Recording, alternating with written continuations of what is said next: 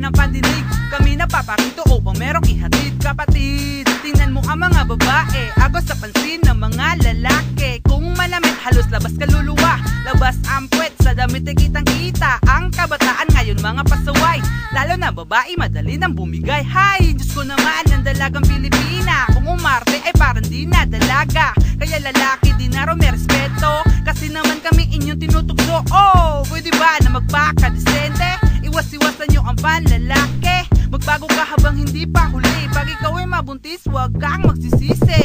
Makinig kami ngayon ipakinggan, pasaway ng mga kabataan, lalo na ang mga babae, papansin na sa mga lalaki. Iba naman pinapayuhan ng magulang, pakinggan pero sa tainga pinapadaan. Kung pagalitan ng tatay, maglalaya sa alis ng bahay. Iba na alandas na tinatahak ng kabataan, sakot na sa krimen sa kanilang murang isipan. Ito lang ba'y nagmistulang bangungot sa kanila, kasi di maiwasan makita mali na gawa ng matanda na siyang nagtulak sa mundong masama. Eh hindi naman ito ang siyang utos na lumika. Ngayon kayo'y nagtatanong bakit siya nagkaganyan. Ang tanging kasagutan lang ay nasa inyong harapan, tapos papagalitan nyo kami ng ganun na lang. Eh hindi pa nga ninyo narinig ang panig niwan. Kailangan niya atensyon, arugain yung kalinga. Kung ayaw nyo na matulad siya sa ibang mga bata, nalabas-masok sa kulungan, hindi alam kung saan. Pupulutin na lamang ba sila muli sa daan? Teka baka bukas ay naliligo na sa dugo, itinumba na siya kasi wala silbi sa mundo.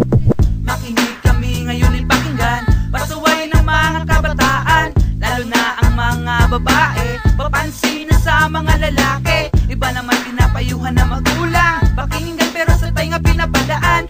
Kung pagalitan ng tatay, maglalaya sa alis ng bahay. Makinig kami ngayon ipakinggan, pasaway ng mga kabataan, lalo na ang mga babae, papansin na sa mga lalaki. Iba naman pinapayuhan ng magulang, pakinggan pero sa tainga pinapadaan. Kung pagalitan ng tatay, maglalaya sa alis ng bahay. Nang wala sa plano nang dahil sa katigasan, di kasi nakikinig sa mga payo ng magulang. Iyong inaabuso bawat pagkakataon, ang maging isang malaya yan ang palagi mong tanong. 15 taong mo lang kang naging ina, paano ba mabubuhay eh wala namang ama?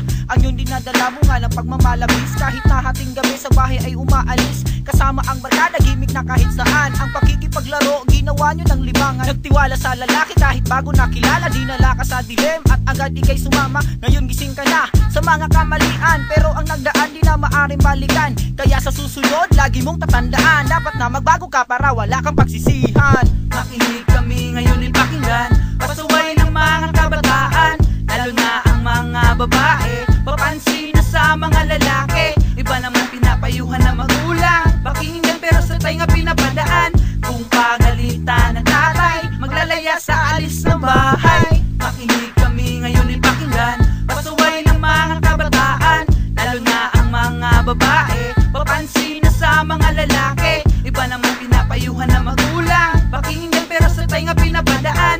Kung pagalitan ng tatay, maglalaya sa alis ng bahay. Makinig kami ngayon ipakinggan, pasaway ng mga kabataan, lalo na ang mga babae, papansin na sa mga lalaki. Iba naman pinapayuhan ng magulang, pakinggan pero sa tainga pinapadaan. Kung pagalitan ng tatay, maglalaya sa alis ng bahay. Makinig kami ngayon ipakinggan, pasaway ng mga kabataan, lalo na ang mga babae, papansin na sa mga lalaki. Iba naman pinapayuhan ng magulang, pakinggan pero sa tainga pinapadaan.